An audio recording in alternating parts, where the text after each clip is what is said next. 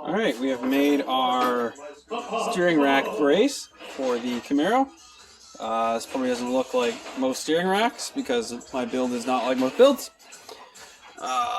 Yeah, I'll go over it before I throw it in there. It's a piece of 3/4 inch round bar, 1/16. Well, or was it 1/8? No, I think it's 1/16.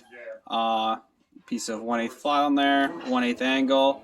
I put a little gusset in where the sway bar mounts come off of. It's a piece of 2x3 square tubing.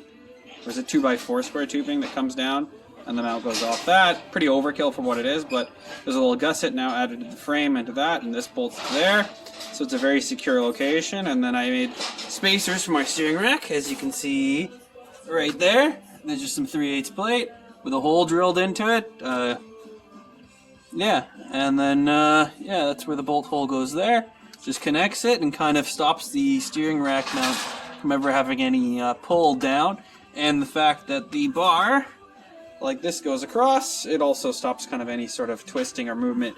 Granted, the rack mounted the subframe, and the rack itself really does eliminate that completely, and that's why I only went with 1/16, because the compression expansion forces on that are huge. Like, you could lift the whole car off that and not have worries. So yeah, now we'll install in there. Bolted to that. It's all in there. Yeah. So I might put a little gusset across here just for some strength, but I really don't think it's going to be really actually under any load. This is just for my own sake of doing it. You feel happy and safe, but yeah, no. It's only kind of just bolted in there right now. All this shit is coming out, obviously, because I need to paint the engine bay. I need to drop everything out, paint the whole engine bay, rebuild the engine, and all that. But this is just one little step on the road to getting this car on the road. So yeah, steering rack mounts are complete for the most part. A little bit of finishing and finicky work, but yeah.